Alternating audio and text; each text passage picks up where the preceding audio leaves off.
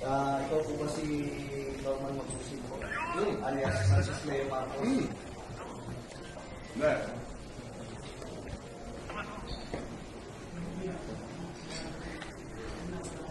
Okay. Parang saan yan? Bago pa po yun, ayahin kong basahan ko po kayo ng Kita mo, sir? Kita mo. operatiba ng CIDG. Kayo po ba, ulitin ko po, kayo po ba si Norman Manglusin alias Francis Leo Marcos? Yes, ako. Kayo ay aming inaaresto sa bisa ng warrant of arrest na inisyon ng RTC Branch 294 Paranaque City for violation of unjust vexation under Article 287 of Revised Penal Code as amended in relation to Section 6 of RA 10175. Kayo ay magkakapatang manamili, sir. O sa walang tigo, o ano man ang inyong sabihin ay maaaring ipabor o laban sa inyo.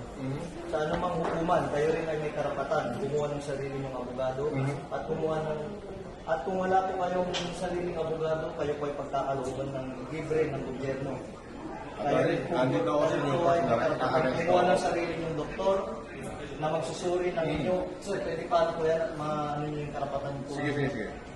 Kayo rin po ay may karapatan po magpasuri sa sino mang doktor at kung wala po kayong kakayahan ay pagkakalooban po kayo ng libre din po ng gobyerno ng doktor na susuri po sa inyo. Okay. Ito po, naiintindihan niyo po ba ang inyong mga karapatan? Naiintindihan ko. Okay po, kayo po ay sasama po sa amin para po sa inyong... Attorney, Ito po, basahin po. unjust vexation daw sa Paranaque. Hindi ko alam kung sino complainant nito.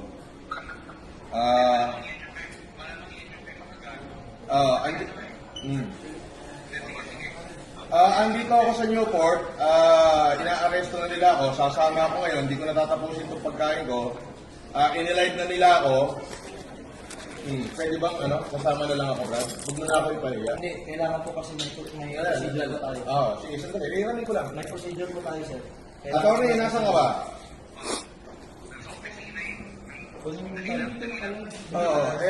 Kailangan bilan nyo na ako rito.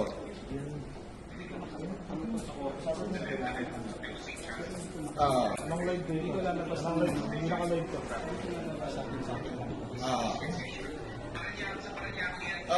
Sandali lang, kausapin ko lang abogado ko. Sa Paranaque, eto, binibidyoan na ako rito. Ewan ko kung may vlogger dito. Lalo dito.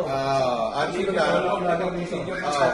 May warrant, 120,000 yung bid, 12 counts of unjust vexation.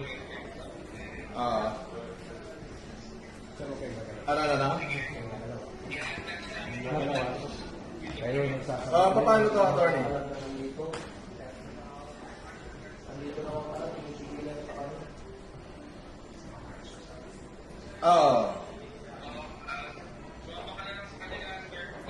Tapos, Pwede po kayong kasuhan ng Construction. justice ha.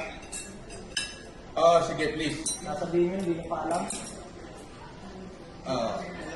Binabawalan nyo kami mag-video, pero pwede ka lang mag-vlog. Pwede ba yun? Sir, sino daw pwede contact person dito? Sa pag-video ka sir. Sir, sa CIDG-NCR na lang, sir, sa Camp Crame. Nakasaad yun. Bawat CIDG-NCR kailangan. So, doon ako dadalhin sa CIDG-NCR. Yes, sir. Ng Sarame. Yun nga po. So, dadalhin daw ako sa CIDG-NCR ng Sarame. Ay, hindi ba ganun ang process? Pag may warrant at meron na reliable knowledge. Doon daw ang office ng CIDG-NCR sa ng Sarame. Pwede namin pasukin. Wala makakapiling namin. Ha? Sir, yung warrant, sir, is all over the Philippines, sir. Nation daw, wait daw yung warrant. Maayos mo yung coordination namin dito. Kaya nga Hindi naman sa warrant yun. pag may ganito operation, at kailangan talaga i-video. We need to inform mo na si Paco. Ganun po kasi yung process ng Paco. Opo, may process po. Pero yun nga po, may knowledge na po. At bibigay sa business na ito po, dito natin. Pwede mo malis. Sandali, attorney. Ano yan, pwede mo ano yan eh. Pwede mo Tara na.